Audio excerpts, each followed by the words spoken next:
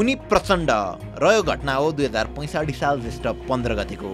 आजभन्दा 17 वर्ष अगाडि अनिस्थान संसद भवन। प्रचण्डको अनुहारमा मिठो मुस्कान देखिँदैछ। छेउमा बसेका बाबुराम पनि एकदमै खुसी छन् किनकि देशमा गणतन्त्र घोषणा हुँदैछ।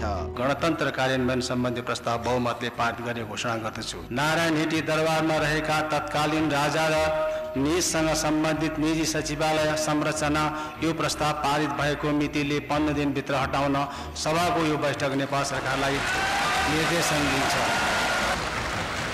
प्रचण्ड बाबुराम मात्र होइन, त्यो दिन सबै खुसी देखिन्थे, नेताहरू अनि जनता पनि। देशभर गणतन्त्रको स्वागतमा दीप प्रज्वलन हुँदै थियो। ठाउँ ठाउँमा मानिसहरू खुसियाली मनाउन गणतन्त्रलाई स्वागत गर्न सडकमै उत्रिएका थिए। गणतन्त्र आएको खुसियालीमा कसैले 15 वर्ष पालेको दारी काट्दै थिए भने कोही नाङ्गै सडकमा खुसियाली मनाउँदै थिए। गणतन्त्र सँगसँगै 240 वर्षीय राजतन्त्रको अन्त्य भएको थियो। राजा ज्ञानेन्द्रको सबै शक्ति खोसेर उनलाई नारायण हिटी दरबारबाट हटाइँदै थियो। धेरैको लागि त्यति बेला यो सबैभन्दा ठुलो खुसीको क्षण बनेको थियो। त्यही खुसियालीमा कोही 240 आउट जस्ता नाराहरू लगाउँदै थिए अनि कसैले त अनुहार नै पेन्ट गरेर सडक तताउँदै थिए। धेरैलाई यो अन्तिम युद्ध हो भन्ने लागेको थियो। गणतन्त्र ल्याउनमा सबैभन्दा ठुलो क्रेडिट प्रचण्डलाई दिँदै थियो। 2064 सालको चुनाव पछाडि प्रचण्डको नेतृत्वमा माओवादी सबैभन्दा ठुलो पार्टी बनेकाले उनीमाथि सबैलाई ठुलो आशा थियो। 10 वर्षमा देश सिङ्गापुर हुन्छ। भित्रमा यो देशलाई चाहिँ दक्षिण एसियाको सबभन्दा अगाडि लान्छौँ हामी युरोपीय स्तरमा 20% आर्थिक वृद्धि दरको सपना लगायतले अब देशमा साँच्चीकै विकास हुन्छ, अब देशमा शान्ति आउँछ भन्ने लागेको थियो। पत्र पत्रिकामा लेखहरू छापिन्थे, आमूल परिवर्तनको नयाँ युग, प्रतीक्षाको फल मिठो हुन्छ। तर गणतन्त्र आएको 17 वर्ष बित्दै गर्दा त्यही गणतन्त्रमाथि अहिले प्रश्न उठ्न थालेको छ। प्रचण्ड स्वयं पनि आफूले ल्याएको व्यवस्थाप्रति सन्तुष्ट छैनन्। यो भन्दा त राजाहरू भन्दाखेरि त एउटा थियो नि सान, अहिले त सान पनि छैन, मान पनि छैन, इज्जत नि छैन। कस्तो भयो त हामीले बनाएको संस्था। राजा आऊ देश बचाउको नाराले सडक तात्दैछ। एउटा ठुलो जमात त जसरी पनि राजा ल्याउने भनेर लागिपरेको छ। तीमध्ये अहिले कतिजना जेलमा छन् त कतिजना सदनमै छन्। फेरि देश एउटा आन्दोलनतर्फ गइरहेको छ कि जस्तो देखिन्छ। फेरि आन्दोलन गर्ने हो भने यत्रो लडाई लडेर 17,000 मारेर ल्याएको गणतन्त्रबाट आम जनताले चाहिँ के पाए त? पछिल्ला घटनाक्रमहरू हेर्दा देश त साँच्चीकै केरा गणतन्त्र नै भएको हो कि जस्तो पनि अनुभूति हुन्छ। तर के हो त यो केरा गणतन्त्र यानि कि बनाना रिपब्लिक भनेको? 1 वर्ष अगाडिको हाम्रो यो भिडियो हेर्नु भएको छ भने अलिअलि त तपाईँलाई थाहा नै होला। तर यो भिडियोमा ती पुराना कुरा सँगसँगै नयाँ तथ्यहरू पनि छन्। सो आउनुहोस् गणतन्त्र दिवसको पावन अवसरमा केरा गणतन्त्रलाई इन्डेप्थमै बुझ्ने कोसिस गरौँ। केरा गणतन्त्र यानि कि बनाना रिपब्लिक यो शब्द सन् 1904 मा अमेरिकी राइटर ओ हेनरीले क्याबेजेस एन्ड किङ्स नामक पुस्तकमा पहिलो पटक प्रयोग गरेका थिए। मध्य अमेरिकी देशहरूमा बस्दा त्यहाँको मुलुकहरूको अध्ययन गर्ने क्रममा उनले होन्डुरस भन्ने देशलाई केरा गणतन्त्र यानि कि बनाना रिपब्लिक भनेका थिए। होन्डुरस सेन्ट्रल अमेरिकाको एउटा यस्तो देश हो जोसँग एक्सपोर्ट गर्नका निम्ति खासै केही छैन, छ त बस चाँदी र केरा। अब सन् 1870 को दशकमा होन्डुरसले आफ्नो इकोनोमिक स्ट्याटस एकदमै कमजोर भए पछाडि यसको उत्थानका लागि चाँदीको उत्खनन र बजारीकरण गर्ने भनेर फरेन इन्भेस्टर्सहरूलाई बोलाउँछ। यसो गर्दा देशमै भएका नागरिकहरूले रोजगारी पाउँछन्, रोजगारी बापत पैसा पाउँछन् अनि बिस्तारै देशको इकोनोमी चलायमान हुँदै जान्छ भन्ने उनलाई लागेको थियो। त्यही अनुरूप त्यस देशमा इन्भेस्टर्सहरू आए पनि अनि चाँदीको उत्खननका निम्ति लगानी गरे पनि। तर विश्व बजारमा चाँदीको मूल्यमा आएको गिरावटले पूर्ण अर्थतन्त्रमा सङ्कट सिर्जना भयो। त्यसपश्चात होन्डुरसले अर्थतन्त्र उकास्न अर्को उपाय निकाल्यो अनि द्याट वाज केरा। अब केरा खेती गरेर त्यसको एक्सपोर्ट गर्ने भनियो। तर होन्डुरसको आर्थिक अवस्था यति कमजोर थियो कि केराको उत्पादन र एक्सपोर्ट गर्नका लागि उसँग पैसै थिएन। त्यसपछाडि उसले फेरि फरेन इन्भेस्टमेन्ट आह्वान गर्यो। यसका लागि अमेरिकी फ्रुट्स कम्पनीहरू अग्रसर भए। सुरुमा त होन्डुरसको सरकारले फ्रुट्स कम्पनीहरूलाई केरा खेतीका निम्ति जमिन लिजमा दिए। त्यसपछाडि बिस्तारै ती कम्पनीजहरूले केरा खेतीबाट राम्रो आम्दानी गर्न पनि थालिए। तब उनीहरूको नजर केरामा मात्र नभएर केरा खेती भइरहेको जमिनमाथि पनि पर्न थाल्यो। ती बनाना कम्पनीजहरूले सरकारलाई हामी बाटो बनाइदिन्छौँ, इन्फ्रास्ट्रक्चर्स बनाइदिन्छौँ, हामी विकास गरिदिन्छौँ भन्दै आफूले लिजमा लिएको जमिनमाथि कब्जा गर्न थाले अनि आफ्नो क्षेत्र र प्रभुत्व अझ व्यापक बनाउँदै गए। यसो गरिरहँदा सुरुमा त ती अमेरिकन फुड्स कम्पनीहरूले श्रम शोषण गर्न थाले। केराको खेती र यसको एक्सपोर्टमा प्रयोग हुने होन्डुरसका सम्पूर्ण लेबरहरूलाई उनीहरूले लगभग सित्तैमा काम गराउँथे।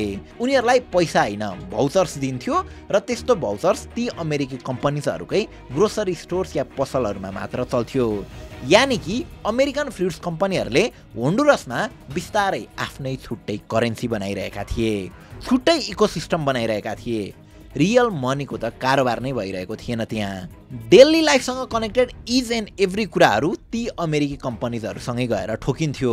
त्यसैमध्येको एउटा अमेरिकन फ्रुट कम्पनी युनाइटेड फ्रुट्सलाई त एल पल्पो यानि कि स्पेनिसमा अक्टोपस भन्ने गरिन्थ्यो, किनकि युनाइटेड फ्रुट्स कम्पनीको टेन्टेकल्स यानि कि हातले होन्डुरसमा सबै चिजलाई कन्ट्रोल गर्थ्यो। त्यहाँको जमिन, त्यहाँको केरा खेती, त्यहाँको जनता, त्यहाँको इन्फ्रास्ट्रक्चर्स सबैलाई। यसरी त्यहाँको सरकार भन्दा पनि American United fruits company powerful हुँदै गयो। अब 1911 तिर आइपुग्दा होन्डुरसले अब आफूले लिजमा केरा खेती गर्न दिएको जमिन युनाइटेड फ्रुट्ससँग फिर्ता माग्यो। युनाइटेड फ्रुट्सले त्यो जमिन फिर्ता दिन मानेन। त्यसो भए कम्तीमा वर्करहरूको सुरक्षा त गरिदेऊ, रियल पैसा नै देऊ भनेर प्रस्ताव राख्यो होन्डुरसले। तर अमेरिकन फ्रुट्स कम्पनीले त्यो कुरा पनि मानेनन्। उनीहरूले त बरु उल्टै प्राइभेट आर्मीको मद्दतले त्यहाँको तत्कालीन राष्ट्रपतिलाई हटाइदिए र आफ्नो फेभरको अर्को व्यक्तिलाई राष्ट्रपति बनाइदिए। यसरी सामान्य बनाना कम्पनीहरूले होन्डुरसमा राजनीतिक हस्तक्षेप समेत गर्न सक्ने हैसियत बनाए। हुँदा यस्तो अवस्था आयो कि होन्डुरसको राजनीति र प्रशासन अमेरिकी केरा व्यवसायीहरूले जसरी नचाउन चाहे त्यसरी नै नाच्ने कठपुतली जस्तो बन्न पुग्यो। यसरी नै विश्वका ठूला राष्ट्र र लगानीकर्ताहरूले कमजोर मुलुकको इकोनोमी र पोलिटिक्समा प्रभाव पार्दै आएका हुन्छन् र होन्डुरस जस्तो कमजोर अवस्था भएका देशहरूमा हुने फरेन इन्टरभेन्सनको एक्सट्रिम रूपलाई नै बनाना रिपब्लिक भनिन्छ। जुन मुलुकसँग एक्सपोर्ट गर्ने सामान अत्यन्तै कम हुन्छ र तिनको उत्पादन र वितरणमा विदेशी लगानीकर्ताले पूर्ण नियन्त्रण गर्दै समग्र आर्थिक तथा राजनीतिक व्यवस्था कब्जा गर्न खोज्छन्, त्यस्ता देशलाई बनाना रिपब्लिक यानि कि केरा गणतन्त्र भनिन्छ। बनाना रिपब्लिकमा पुगेको देशमा एक्सपोर्ट गर्ने चिज अति नै लिमिटेड हुन्छ। ती चिजहरूमाथि विदेशी व्यापारीको कन्ट्रोल हुन्छ। त्यसलाई नै एक्सपोर्ट गरेर कमाएको पैसाको आडमा उनीहरूले त्यस देशको पोलिटिसियन्सलाई आफ्नो इसारामा नचाउँछन् र देश चाहिँ तिनै व्यापारीहरूको एजेन्ट वा सहयोगी जस्तो मात्र बन्न पुग्छ। यो सुनिरहँदा तपाईँहरूलाई नेपालकै कथा सुनाए जस्तो लागेन? जे होस्, करप्सन, इन्स्टेबिलिटी र केओसमा परेको अधिकांश देशहरू ढिलो चाँडो बनाना रिपब्लिक बन्दै जान्छन्। अझ सरल भाषामा भन्नुपर्दा सजिलै फलाउन सकिने केरा पनि इम्पोर्ट गरेर खानुपर्ने भ्रष्टाचारमा चुर्लुममा डुबेको तर जनताको नाममा शासन गरिने निकम्मा व्यवस्थाको अर्को नाम हो केरा गणतन्त्र। यो डेफिनेसन सबैभन्दा सजिलो र टु द पोइन्ट डेफिनेसन छ। यसलाई एकैछिन याद गरिराख्नुहोस्, किनकि कहानीमा अगाडि नेपालको कन्टेक्स्टसँग मजाले यो कुरा कनेक्ट भइहाल्छ। अब होन्डुरस, ग्वाटेमाला, पानामा, एल साल्भेडोर, कोलम्बिया यी सबै देशहरू बनाना रिपब्लिकको उदाहरण हुन्। अब नेपालको केसमा नेपालको उत्पादन चाहिँ के छ त? नेपालले एक्सपोर्ट चाहिँ के गर्छ? यही गर्छ भन्ने खासै केही पनि छैन नि, होइन? हो, यही हो बनाना रिपब्लिक भनेको। अब खराब आर्थिक नीतिको कारणले गर्दा नेपाल एफएटिएफ को ग्रे लिस्टमा पर्न सक्छ है, केही गरौँ है भनेर हामीले भन्दा गऱ्यौँ। 1.5 वर्ष अगाडि जस्तो नै भिडियो पनि बनाइसकेका थियौँ। अन्तिममा एफएटिएफ को ग्रे लिस्टमा परिछाड्यो होइन त। अब यहाँ हुन त बजेट सरकारले ल्याउनु पर्ने हो, तर यहाँका व्यापारीहरूले बजेट ल्याउँछन्। अर्थ मन्त्रालयमा बजेट बनाउने अघिल्लो राति व्यापारी पुग्छन्, ढोकामा चुक्कुल लगाउँछन् र आफू अनुकूलको बजेट बनाउँछन्। अनि त्यही कुरामाथि प्रश्न उठ्दा अर्थमन्त्रीले सीसीटीभी फुटेज गायब गराउँछन्। सरकारभन्दा व्यापारी पावरफुल भएको भनेको यही होइन? केरा गणतन्त्र भनेको यही होइन? अब इकोनोमीदेखि बाहेक फरेन इन्टरभेन्सनको पनि कुरा गर्नुपर्दा भारतका एउटा सामान्य नेता विजय चौथाइवाले नेपाल आउने बित्तिकै हाम्रो कन्तबिजोग देखिहाल्नु भयो होला। 2 दिनमा सबैजनालाई भेटेर गए, केही काम अराएर गए।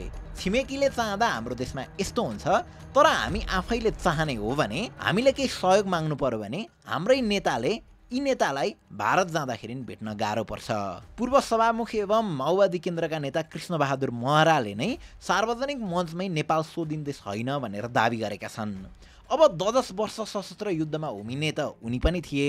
त्यत्रो लडेर ल्याएको गणतन्त्रले अन्तिममा कसलाई फाइदा गर्दैछ त? कसलाई फाइदा गरिरहेको छ भन्ने थाहा पाउनलाई यी दुई तस्बिर हेर्नुभयो भने भइहाल्छ। यो तस्बिर प्रचण्ड भूमिगत कालमा इन्डियामा हुँदा उनको परिवारसँगको तस्बिर हो अनि यो अघिल्लो पटक प्रधानमन्त्री भएको बेलाको तस्बिर। यस्तै आमूल परिवर्तन त झापामा अरूको घरमा गोठालो बसेका केपी शर्मा ओलीको जीवनमा पनि भएको छ, डडेलधुराका शेरबहादुर देउवाको जीवनमा पनि भएको छ। गणतन्त्र त साँच्चीकै उनीहरूलाई नै आएको छ। गणतन्त्र आम जनतालाई आएको भए त त्रिभुवन अन्तर्राष्ट्रिय विमानस्थलमा यस्तो दृश्य देख्नु पर्दैन थियो होला। 2100 शुल्क तिर्न नसक्दा कसैले आत्महत्या गर्नु पर्दैन थियो होला। यसरी हस्पिटल लान नपाएर बाटोमै यस्तो हालत हुँदैन थियो होला। 6वटा अस्पताल पुर्याउँदा पनि उपचार नभएर कसैको ज्यान जाँदैन थियो होला। देश गणतन्त्र त तपाईहरूलाई नै आएको छ महोदय। राष्ट्रपतिले एकचोटि खोक्दा 62 लाख रुपियाँ खर्च हुन्छ। एक वर्षमै 10 करोड त झलनाथ खनाल, रामवरण यादव, प्रदीप नेपाल, होमनाथ दाहाल लगायतको उपचार खर्चको नाममा गृह मन्त्रालयबाटै बुझिरहन्छन्। अनि त्यो सबै हामीले बेहोर्दिनुपर्छ। तपाईहरू सबैलाई हामीले पाल्दिनुपर्छ। अब उहाँको स्पिच सुन्ने हो भने धेरै कुरा क्लियर हुन्छ। यो कार्यक्रम यस्तो कैलाश माउन्टेनमा होइन। तपाईले चाहिँ त्यो नवलपुरको बोटे बस्तीमा, हुप्सेकोटको मगर बस्तीमा, होइन, बुर्तिबाङको गुरुङ बस्तीमा, सिक्लेसमा लगेर राख्नु पर्थ्यो, यहाँ होइन। त्यो बस्तीमा तपाईँहरूको प्रतिबद्धता के छ हेर्नु भएको छ? खगराज्यू जानुभएको छ? कहिले जानुभएको छ? देवेन्द्रज्यू हजुर जानुभएको छ? माओवादी जनयुद्धमा जानुभयो होला, तिनीहरूको भात खानुभयो होला, जानुभएको छ दोहोऱ्याएर त्यहाँ दुर्गम बस्ती पुग्नु भएको छ। 33 वर्ष राजनीति गरे भन्नुहुन्छ महादेव गुरुङज्यू, पुग्नु भएको छ। तपाईँको सिक्लेसमा, तपाईँकै यही कास्कीमा बलात्कारको मुद्दालाई 2-4 लाखमा मिलाइन्छ आज पनि, त्यो हेर्नु भएको छ। म राजतन्त्रको पक्षधर होइन है, तर त्यही समयमा बनेका ती सबै संरचना ध्वस्त पार्दा के हेरेर बस्नुभयो तपाईँहरू? अनि युवा नेपाल बसेन भनेर तपाईँहरूले भन्नुहुन्छ। त्यो सबै मेटेर आज फेरि तपाईँहरू हामीसँग भोट मागेर परिवर्तन भनेर आउनुहुन्छ। हामीलाई पाल, तिमीहरूको दायित्व हो पाल्ने, तिमीहरूका अभिभावक हौ, सन्तान भएर पालिदेऊ भन्नुहोस्, हामी पाल्छौँ क्या, नेता भएर नआउनुहोस्, लाज हुन्छ तपाईँहरू। अब यो सबै देख्दा भन्नुहोस् त गणतन्त्रपछि जनताले चाहिँ के पाए? स्वप्निल शर्माले भने जस्तै त्यही केरा पाए भन्ने लाग्न सक्छ, तर विडम्बना त्यही केरा पनि हामी इम्पोर्ट गरेर खान्छौँ। लास्ट टाइम छतको लागि मात्रै जनकपुरमा 3 करोडको भारतीय केरा भित्रिएको थियो। अनि अघि तपाईँलाई एउटा कुरा याद गर्नु भनेको थिएँ नि, केरा गणतन्त्रको डेफिनेसन। सजिलै फलाउन सकिने केरा पनि आयात गरेर खानुपर्ने, भ्रष्टाचारमा चुर्लुममा डुबेको तर जनताको नाममा शासन गरिने निकम्बा व्यवस्थाको अर्को नाम हो केरा गणतन्त्र। हामी केरै इम्पोर्ट गरेर खाइरहेका छौँ। भ्रष्टाचारको त के कुरा गर्नु, अनि जनताको नाममा शासन त यहाँ धेरै पहिलाबाट भइरहेको छ। भनेपछि हामी त गणतन्त्रमा होइन, केरा गणतन्त्रमै छौँ नि, होइन? हामीले यो भिडियो मार्फत यो व्यवस्थालाई चुनौती दिन खोजेको होइन, यो प्रवृत्तिमाथि मात्र प्रश्न उठाउन खोजेको हो। 15 गते राष्ट्रसत्ता पुनर्स्थापनाका लागि आन्दोलन हुन्छ भन्दा झापा जाने पूर्व राजा ज्ञानेन्द्रबाट यो गणतन्त्रलाई कदापि खतरा छैन। यदि कोहीबाट खतरा छ भने तपाईँहरूकै प्रविधिबाट खतरा छ, तपाईँहरूकै झोला बोक्नेहरूबाट खतरा छ, र सबैभन्दा बढी यसरी पब्लिकली यस्तो स्पिच दिने व्यक्तिबाट खतरा छ। 15 गते 11 बजेदेखि 2 बजेसम्म काठमाडौँमा नेकपा एमालेको नियन्त्रण हुनुपर्दछ। कसरी कुन संस्था अगाडि लाग्छ, कुन संस्थाको आयोजना हुन्छ, त्यसलाई छोड्दैन। आन्दोलनमा यो प्रोटोकलका कुरा हुँदैन। यहाँ सभा गर्ने, बैठक गर्ने ठाउँमा पो यता र यता छ, आन्दोलनमा पनि यता र यता हुन्छ र सबै एकैतिर अगाडि। केरा गणतन्त्रको शुभकामना।